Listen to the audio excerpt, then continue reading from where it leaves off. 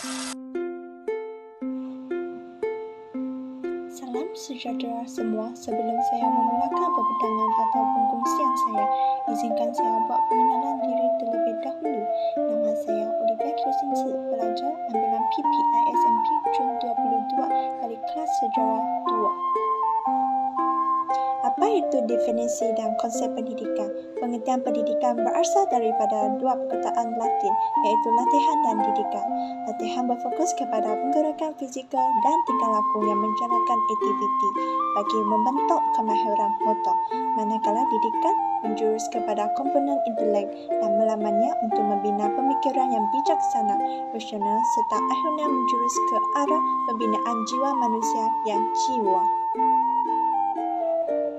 Terdapat beberapa peran pendidikan Malaysia pada zaman kini yang dapat dilihat ialah seperti berikut. Yang pertama, peran induk pembangunan pendidikan PIPP yang dilaksanakan pada tahun 2006 hingga 2010. Yang kedua, peran pembangunan pendidikan Malaysia iaitu PPPM yang dilaksanakan pada tahun 2013 hingga 2025. Sekarang saya ingin berfokus kepada peran pembangunan pendidikan Malaysia iaitu PPPM yang dilaksanakan pada tahun 2013 hingga 2025. PPPM telah dirangka dengan mencapai 3 objektif khusus. Yang pertama, memahami prestasi dan cabaran semasa iaitu sistem pendidikan Malaysia dengan memberi tumpuan terhadap akses kepada pendidikan, meningkatkan standard iaitu kualiti, merapatkan jurang pencapaian iaitu equity, mengukur perpaduan dalam kalangan murid serta mengoptimumkan kecekapan sistem. Yang kedua, mewujudkan visi dan aspirasi yang jelas untuk pendidikan dan setiap murid bagi 13 tahun yang akan datang. Yang ketiga, menggariskan transformasi sistem pendidikan yang komprehensif merangkumi perubahan penting dalam kementerian bagi memenuhi permintaan baharu dan harapan tinggi masyarakat serta mencetus dan menyokong transformasi pendidikan awam. Apa maksud aspirasi? Menurut Kamus Dewan, aspirasi merupakan keinginan dan kehendak yang kuat untuk mencapai sesuatu. Marilah kita lihat video tentang aspirasi sistem pendidikan. Falsafah pendidikan kebangsaan yang telah meletakkan bahawa pendidikan di Malaysia adalah satu usaha berterusan ke arah memperkembangkan lagi potensi individual secara menyeluruh dan bersepadu. Untuk apa? Untuk mewujudkan insan yang seimbang dan harmonis dari segi intelek, rohani, emosi dan juga jasmani, berdasarkan kepercayaan dan kepatuhan kepada Tuhan. Usaha ini adalah bagi melahirkan rakyat Malaysia berilmu pengetahuan, berketerampilan, berakhlak mulia, bertanggungjawab dan berkeupayaan mencapai kesejahteraan diri serta memberi sumbangan terhadap keharmonian dan kemakmuran keluarga, masyarakat dan negara. Sesungguhnya aspirasi sistem pendidikan negara adalah refleksi kepada aspirasi negara itu sendiri. Justru, perubahan sistem pendidikan negara mestilah bermula dengan merenung kembali kepada pertamanya wawasan 2020 dan kedua, falsafah pendidikan. Aspek sistem pendidikan negara yang pertama iaitu akses kepada kejayaan. Kementerian Pendidikan Malaysia berhasrat untuk mencapai 100% enrolment merentas semua peringkat pendidikan dari peringkat prasekolah sehingga peringkat menengah atas iaitu tingkatan 5 menjelang tahun 2020. Bagi mencapai hasrat tersebut, setiap kanak-kanak warga negara Malaysia tanpa mengira latar belakang sosio-ekonomi dan kelompok etnik berhak mendapat kesamarataan peluang pendidikan berkualiti untuk membolehkan mereka mencapai potensi masing-masing. Berdasarkan gambar yang dipaparkan, kita boleh mendapati peratusan kejujuran semakin menurun dari tahun 2017 hingga 2019. Hal ini demikian kerana sejak rancangan Malaysia ke-10 iaitu RMK-10, berbagai usaha telah dibuat untuk mengarus pendanakan dan memperluas akses kepada pendidikan dan latihan teknik dan vokasional iaitu TVET yang berkualiti untuk memberi peluang pendidikan kepada murid yang layak, penambahbaikan kadar enrolment sekolah rendah dan menengah awam dari tahun 2017 hingga 2019 telah mencapai. Aspirasi sistem pendidikan negara yang kedua iaitu kualiti standard antarabangsa. Sistem pendidikan Malaysia perlu menyediakan penambahbaikan prestasi yang lebih hebat berdasarkan tanda arah sistem pendidikan negara lain mengikut standard antarabangsa supaya Malaysia dapat merapatkan jurang pencapaian dan setanding dengan negara lain yang mempunyai standard pendidikan berprestasi tinggi. Penambahbaikan ini termasuklah standard untuk bidang seperti matematik, sains dan bahasa Inggeris serta kemahiran berfikir aras tinggi seperti aplikasi, penangkulan dan penyelesaian masalah. Aspirasi sistem pendidikan negara adalah untuk meletakkan Malaysia dalam kelompok sepertiga teratas dalam pentaksiran antarabangsa mengikut pengumpulan TIMSS dan PISA dalam tempoh 15 tahun yang akan datang. Berikut merupakan graf perbandingan kedudukan Malaysia dalam PISA pada tahun 2009. Sememangnya jelas dilihatkan kedudukan yang agak rendah dan jumlah skor yang amat memberangsangkan berbanding dengan negara-negara lain. Sinoria ini menggambarkan prestasi murid Malaysia merosot. Aspirasi sistem pendidikan negara yang ketiga iaitu ekuiti untuk semua murid. Menjelang tahun 2020, Kementerian Pendidikan Malaysia mensasarkan 50% pengurangan dalam jurang pencapaian dengan merapatkan jurang sosioekonomi antara bandar dengan luar bandar dan gender dalam pencapaian murid. Berdasarkan raja, kita boleh mendapati negeri Sabah dan Sarawak yang mempunyai lebih banyak sekolah luar bandar menunjukkan prestasi yang lebih rendah berbanding negeri yang kurang sekolah luar bandar. Walau bagaimanapun, Malaysia telah mencapai kemajuan yang ketara iaitu jurang pencapaian antara sekolah bandar dengan sekolah luar bandar semakin kecil. Aspirasi sistem pendidikan negara yang keempat iaitu memupuk perpaduan dalam kalangan murid. Kementerian berhasrat menjana suatu sistem pendidikan yang memberi peluang kepada murid berkongsi pengalaman dan menghayati nilai dengan menghargai kepelbagaian demi membentuk dan memperkukuhkan lagi asas perpaduan kalangan murid. Oleh sebab murid menghabiskan lebih 1/4 daripada masa mereka di sekolah semasa mereka berusia 7 hingga 17 tahun, maka sekolah menjadi tumpuan utama dalam usaha memupuk perpaduan. Bagi mengesah kemajuan dengan lebih baik, Kementerian akan melancarkan suatu kajian seliti tahunan berdasarkan Indeks Hubungan Masyarakat yang kini dilaksanakan oleh Jabatan Perpaduan Negara dan Integriti Nasional iaitu JPNIN. Kajian seliti ini akan menilai petunjuk perpaduan termasuk tahap kepercayaan umum dalam kalangan kumpulan etnik yang berbeza, tahap toleransi kaum dan agama, dan interaksi sosial antara murid daripada pelbagai kumpulan etnik. Aspirasi sistem pendidikan negara yang terakhir iaitu pelaksanaan kecekapan tinggi. Kerajaan memperuntukkan pembelajaran bersah dalam sistem pendidikan Malaysia iaitu Kementerian berhasrat untuk membentuk sistem yang memaksimumkan keberhasilan murid mengikut tahap penguntukan semasa.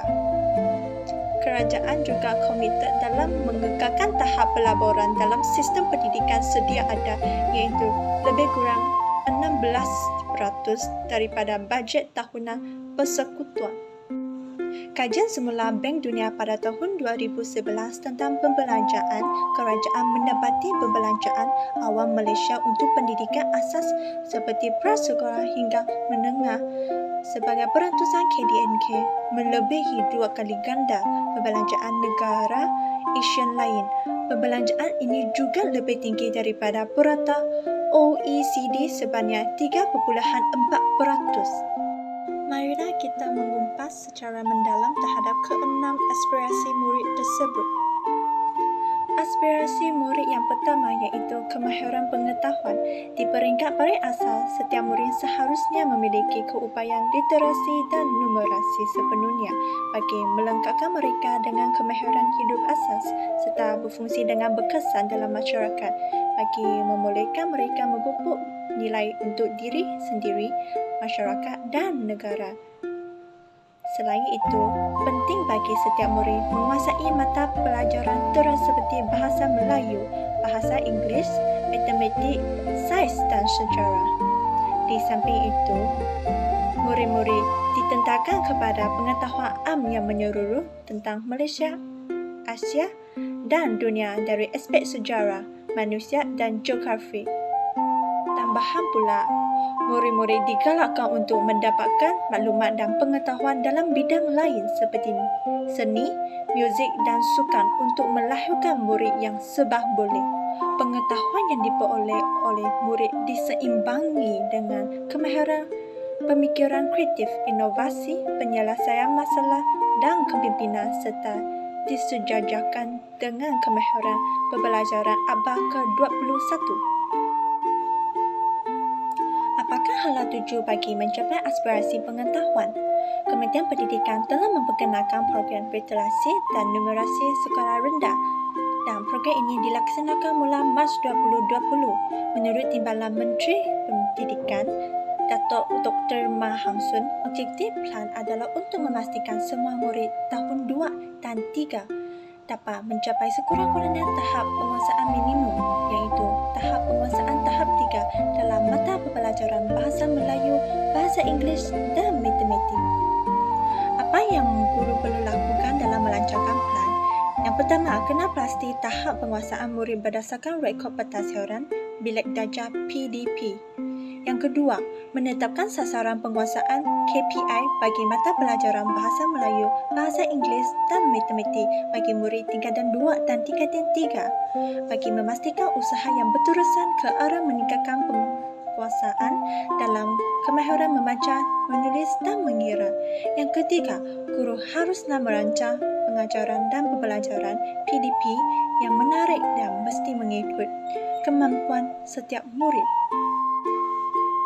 Plan diteruskan semasa Perintah Kawalan Penggerakan yang bermula pada 1 Jun sehingga 10 Disember 2021 walaupun pembelajaran dijalankan secara dalam talian dan di rumah. Terdapat peningkatan yang signifikan untuk mata pelajaran bahasa Melayu, bahasa Inggeris dan matematik seperti dalam jadual di atas. Plan diteruskan semasa Perintah Kawalan Penggerakan yang bermula pada 1 Jun sehingga 10 Disember 2021 walaupun pembelajaran dijalankan secara dalam talian dan di rumah. Terdapat peningkatan yang signifikan untuk mata pelajaran bahasa Melayu, bahasa Inggeris dan matematik seperti dalam jadual di atas. Apakah hala tuju yang perlu dilakukan untuk mencapai aspirasi kemahiran berfikir? Kementerian Pendidikan Malaysia telah memperkenalkan KEBAT atau Kemahiran Aras Tinggi. Apa itu KEBAT? KEBAT merupakan salah satu komponen utama kemahiran berfikir secara kreatif dan kritis, iaitu KBKK kerana KEBAT melibatkan pengaplikasian pemikiran kritikal, kreatif, logikal, reflektif dan metakognitif. Apa yang perlu dilakukan oleh murid-murid untuk menggunakan kemahiran aras tinggi atau KEBAT? Yang pertama, mengaplikasi, iaitu kebolehan kognitif menggunakan prinsip dan generalisasi tentang sesuatu masalah dalam situasi baharu. Yang kedua, menganalisis, iaitu kebolehan kognitif memisahkan maklumat kepada komponen-komponen untuk memahami dan membuat perhubungan antara komponen. Yang ketiga, menilai, iaitu kemahiran kognitif yang mewajarkan keputusan atau tindakan yang dilakukan atau menilai maklumat berdasarkan kriteria yang spesifik. Yang keempat, mencipta, iaitu kemahiran kognitif menggabungkan komponen dengan menggunakan kemahiran yang kreatif untuk menghasilkan struktur baharu seperti mereka cipta, menggabungkan dan membina. Berdasarkan raja yang dipaparkan, kita boleh mendapati pencapaian skor purata pentaksiran kompetensi dan literasi sekolah rendah iaitu PKLSR pada tahun 2019 telah meningkat berbanding dengan tahun 2018. Apa itu PKLSR? PKLSR ialah pentaksiran pembelajaran untuk mengukur tahap penguasaan kebat bagi murid sekolah rendah dan menengah di samping mengukur kesiapsiagaan murid menghadapi pentaksiran antarabangsa. Aspirasi murid yang ketiga iaitu kemahiran memimpin dalam dunia yang semakin saling berhubungkan. Kebolehan untuk memimpin dan bekerja dengan orang lain secara berkesan adalah amat penting. Sistem pendidikan negara akan membantu setiap murid mencapai potensi sepenuhnya dengan mewujudkan peluang secara formal dan tidak formal untuk bekerja dalam pasukan dan mengamalkan ciri kepimpinan. Dalam konteks pendidikan, kepimpinan mempunyai 4 dimensi.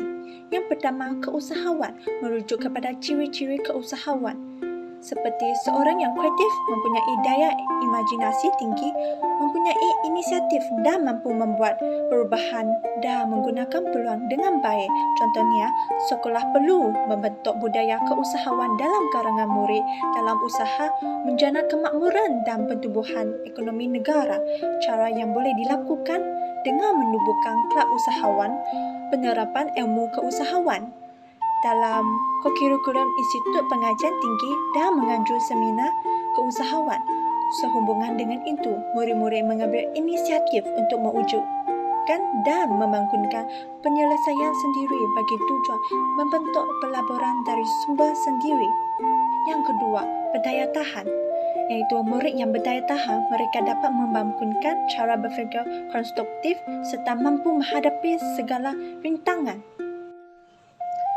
Yang ketiga, kecerdasan emosi, iaitu murid-murid berupaya memahami dan bekerja secara berkesan dengan orang lain serta mampu mempengaruhi orang lain secara positif. Yang keempat, keterampilan komunikasi, iaitu murid-murid berupaya berinteraksi, memberi pandangan dan hasrat secara lisan serta bertulis dengan jelas. Apabila murid berjaya menguasai keempat dimensi ini, mereka akan menjadi berani memimpin sesuatu kumpulan atau menyuarakan pandangan mereka. Dengan ini, dapat melahirkan murid yang berdedikasi dan bercita-cita tinggi. Apakah hala 7 yang dilaksanakan bagi mencapai aspirasi kemahiran memimpin? Yang pertama, program pembimbinan rakan sebaya atau PRS, iaitu satu program untuk melatih para belia dan remaja agar dapat menguasai kemahiran membantu supaya mereka dapat saling membantu. Rakan pelajar yang memerlukan pertolongan dari segi mental, fizikal atau emosional di samping melatihkan mereka membantu diri sendiri. Program ini berteraskan konsep rakan sebaya merupakan orang yang paling rapat dan memahami masalah yang dihadapi. Dengan itu, mereka merupakan orang yang paling tepat bagi memberikan nasihat untuk menangani sesuatu masalah. Dengan itu, program juga dapat mengurangkan gejala disiplin kerana khidmat pelajar membantu pelajar merupakan khidmat sokongan dalam perkhidmatan bimbingan dan kaunseling. Teori ini dilaksanakan secara teori dan praktikal. Yang kedua, pelaksanaan aktiviti kokurikulum, iaitu dasar satu sukan satu murid. Wajib di setiap sekolah, murid-murid dapat meningkatkan tahap kepimpinan masing-masing. Sebagai contoh, murid-murid dapat menyertai sekurang-kurangnya dalam satu unit beruniform, satu kegiatan persatuan atau kelab dan satu kegiatan sukan atau permainan. Dengan itu, terdapat carta organisasi seperti jawatan pengerusi, bendahari, dan setiap usaha. Oleh itu, murid-murid dapat melibatkan diri dalamnya. Oleh itu, aktiviti kokurikulum dapat memberi murid peluang untuk menambah, mengukuhkan dan mengamalkan kemahiran dan nilai-nilai yang telah dipelajari di dalam bilik darjah. Aspirasi murid yang keempat iaitu kemahiran berbahasa. Setiap kanak-kanak akan menguasai bahasa Malaysia sebagai bahasa kebangsaan dan bahasa perpaduan serta bahasa Inggeris sebagai bahasa komunikasi antara bangsa sekurang-kurangnya pada tahap minimum. Masyarakat Malaysia terdiri daripada berbilang kaum memiliki bahasa yang berbeza. Oleh itu, semua murid juga perlu mempelajari bahasa tambahan seperti bahasa Tamil, bahasa Cina, bahasa Arab, bahasa Iban dan sebagainya dan dapat melahirkan murid yang berfleksibel dalam berkomunikasi. Apakah hala tuju bagi mencapai aspirasi kemahiran berbahasa? Yang pertama, Permatabatan Pendidikan Bahasa Melayu iaitu Kementerian Pendidikan Malaysia ingin memastikan standard kompetensi berbahasa Melayu dalam kalangan murid berdasarkan kerangka standard bahasa Melayu iaitu KSPM ke arah pembentukan identiti nasional. Kerangka standard bahasa Melayu KSPM merupakan asas rujukan penentuan dibangunkan sebagai satu piawai bahasa untuk menentukan tahap pemulihan dan penguasaan dalam kalangan penggunaan bahasa Melayu. Berdasarkan gambar yang ditunjukkan, kita boleh mendapati peratusan peningkatan pencapaian murid dalam mata pelajaran bahasa Melayu bagi peperiksaan awam iaitu SPM yang telah mencapai kredit. Yang kedua, pengukuhan pendidikan bahasa Melayu iaitu setiap pelajar Malaysia akan menguasai kemahiran berbahasa Inggeris yang dijejakan berasaskan The Common Area Frameworks of Reference for Language iaitu CEFR. CEFR merupakan satu kerangka antarabangsa yang dibina oleh Majlis Eropah bertujuan menyeragamkan tahap proficiency dalam 4 kemahiran berbahasa iaitu mendengar, bertutur, membaca dan menulis. Pada tahun 2018 hingga 2019 berlaku peningkatan peratusan pencapaian sebanyak 1.1% bagi kertas bahasa Inggeris SPM. Aspirasi murid yang kelima iaitu etika dan kerohanian. Sistem pendidikan akan memupuk etika dan kerohanian dalam diri setiap murid bagi mendepani cabaran yang akan ditembuhi dan kehidupan dewasa agar mereka boleh menyelesaikan konflik secara harmoni, bijak, membuat pertimbangan, berpegang kepada prinsip ketika berada dalam situasi yang kritikal serta berani melakukan sesuatu yang betul. Sistem pendidikan juga berhasrat untuk membentuk individu penyangga yang dapat menyumbang kepada kesejahteraan komuniti dan negara. Apakah maksud etika dan kerohanian? Etika bermaksud prinsip moral atau akhlak yang menjadi falsafah atau pemegang kepada seseorang individu atau sesuatu kumpulan. Manakala kerohanian bermaksud merujuk perkara yang berkaitan dengan ruh atau jiwa.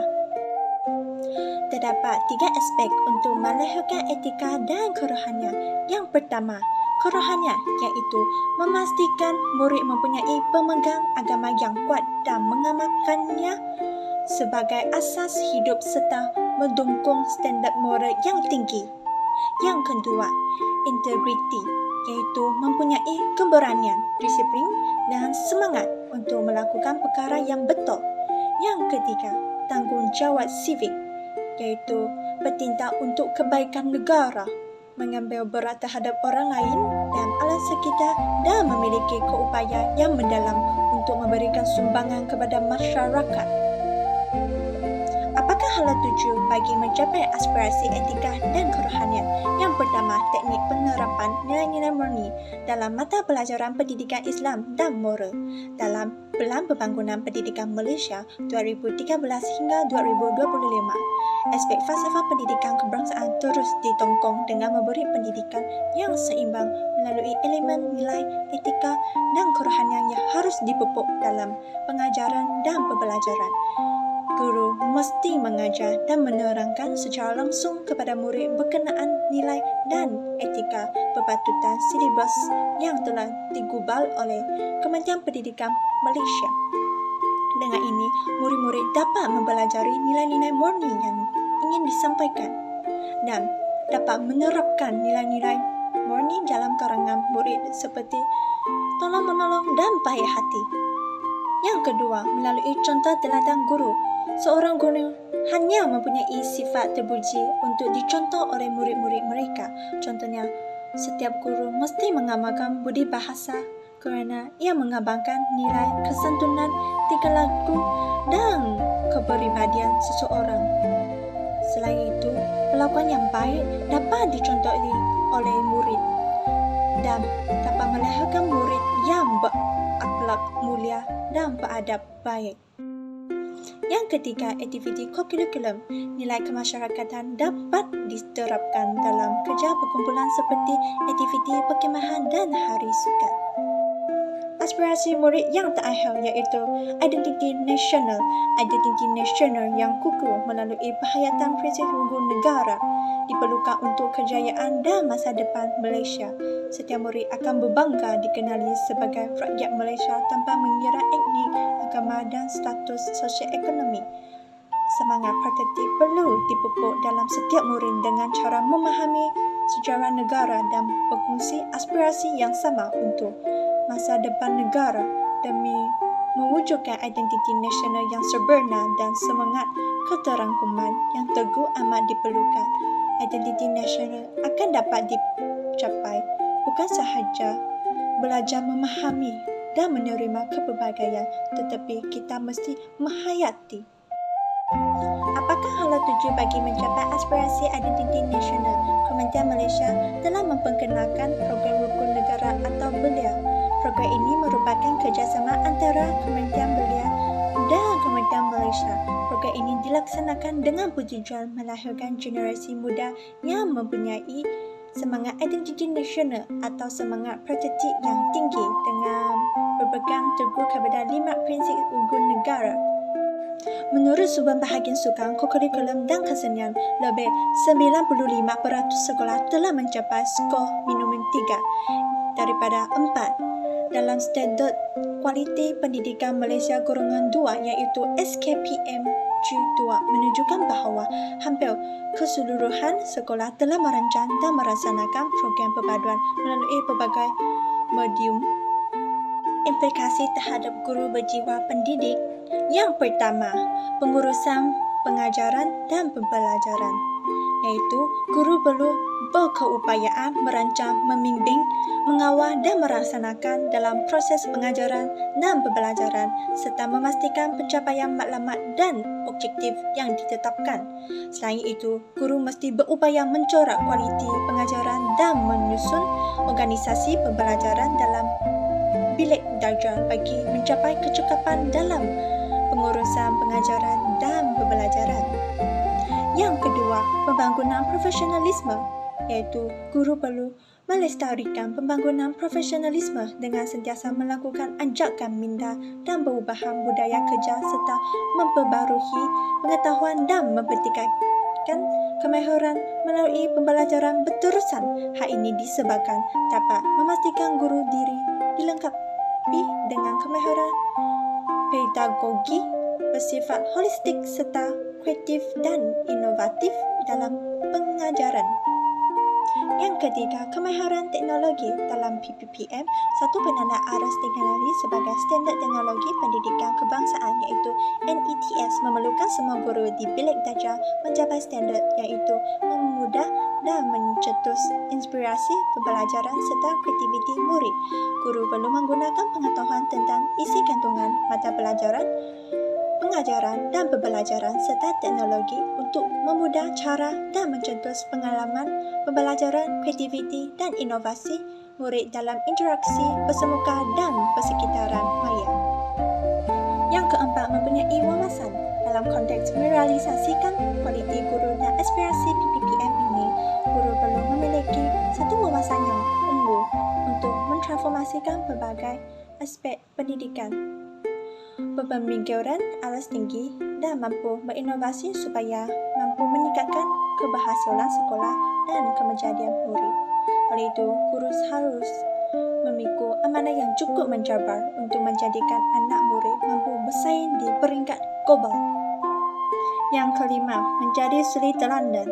Guru perlu menjadi suri teladan untuk penghayatan nilai dan perpaduan dalam kalangan murid. Hasrat itu diterjemahkan dalam anjakan transformasi ketiga, iaitu melahirkan rakyat yang menghayati nilai. Ajaran ini tentunya menjadi keutamaan untuk membangunkan murid secara holistik. Pada masa kini, aspek pendidikan sentiasa menjadi agenda utama negara. Pengisian falsafah pendidikan kebangsaan akan terus menjadi hala tuju sistem pendidikan negara sehingga kini. Oleh itu, Kementerian Pendidikan Malaysia sentiasa mencari formula baharu bagi memastikan murid yang keluar dari institusi pendidikan menjadi seorang individu yang mampu memberikan sumbangan maksimum terhadap kemajuan negara.